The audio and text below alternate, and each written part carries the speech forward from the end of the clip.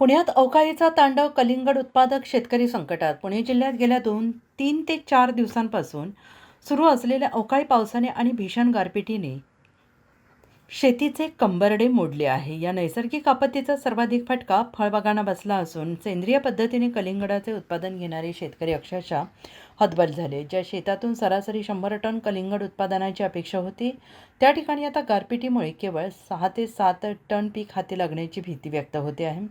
डोळ्यात एकखत सोन्यासारखे आलेले पीक मातीमोल झाल्याने शेतकऱ्यांचे लाखो रुपयांचे नुकसान झाले. सेंद्रिय शेतीसाठी घेतलेली मेहनत आणि केलेला मोठा खर्च वाया गेल्याने बळीराजा संकटात सापडला आहे. हातातोंडाशी आलेला घास निसर्गाने हिरावून नेल्याची भावना बाधित शेतकऱ्यांकडून व्यक्त होते आहे. प्रशासनाने तातडीनं पंचनामे करून नुकसान भरपाई द्यावी अशी मागणी आता जोर धरू लागली आहे.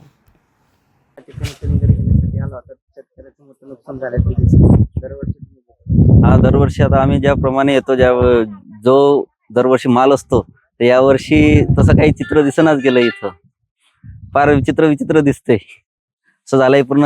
आता जेवढे बी टरबूज बघितले आता आम्ही शेतामध्ये, पूर्ण टरबूजावरती जी गारपीट झालेली आहे ना, त्याचे डॉट आलेले आहेत. पूर्ण खराब झालेला माल आहे. खूप नुकसान झालंय.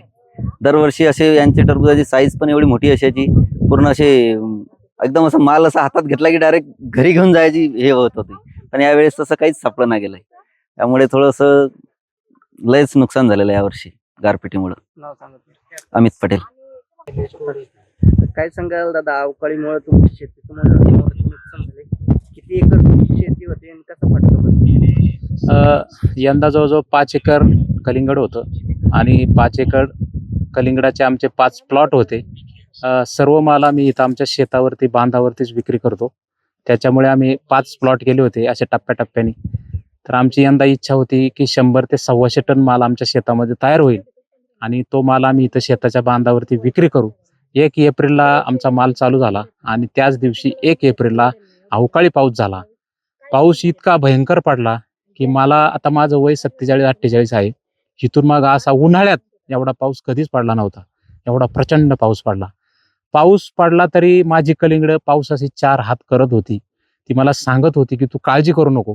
परंतु अक्षरशः एक थोड्या वेळाने गारपीट चालू झाली आणि ती गारपीट इतकी भयानक होती की अक्षरशः पत्रे, शेतातल्या घराला वरती पत्रे, ते पत्रे असे तडतड वाजत होते. पत्रे उडून जातात का काय ह्याची मला काळजी वाटू लागली आणि क्षणार्धात माझं सर्व पीक जमिनीवरती लोळू लागलं. मी माझ्या स्वप्नांचा, ज्या काही इच्छा आकांक्षा मी बांधल्या होत्या, वर्षाचं हे असतं, नियोजन असतं, ते सर्व माझं कोलमडलं. कारण हे वर्षाचं नियोजन आमचं महत्वाचं पीक आहे. या पिकाच्या उत्पादनातून वर्षभराचं मुलांची शिक्षण असतील, त्यांच्या फी असतील, दुखणं भाणं असेल, शेतातला मेंटेनन्स असेल, खत पाणी असेल, मजुरी असेल, या सर्व गोष्टी अक्षरशः पत्त्याच्या डावाप्रमाणे कोलमडल्या आणि आम्ही सर्व नाराज झालो. तरी माझी शासनाला अशी विनंती राहील की मला शासनाच्या माध्यमातून जास्तीत जास्त मदत मिळेल अशी अपेक्षा शासनाकडे माझी आहे. किती रुपये तुम्ही याच्यामध्ये गुंतवले होते आणि किती उत्पादनातून किती पैसे मिळणार तुम्हाला? शेती, हे कलिंगडाची शेती करत असताना एक 6 लाख रुपये भांडवल मी याच्यामध्ये लावलं होतं. 5 एकर ह्याच्यामध्ये कलिंगडाबरोबर अजून भाजीपाला पण असतो आपल्याकडं. आणि या सर्वांपासून मला एक 25 लाखाचं उत्पादन मिळेल अशी माझी अपेक्षा होती. आणि 25 लाखाच्या उत्पादनातून एक 6 लाख रुपये खर्च वाजा जाता या 18-19 लाख रुपये मला मिळतील अशी माझी अपेक्षा होती.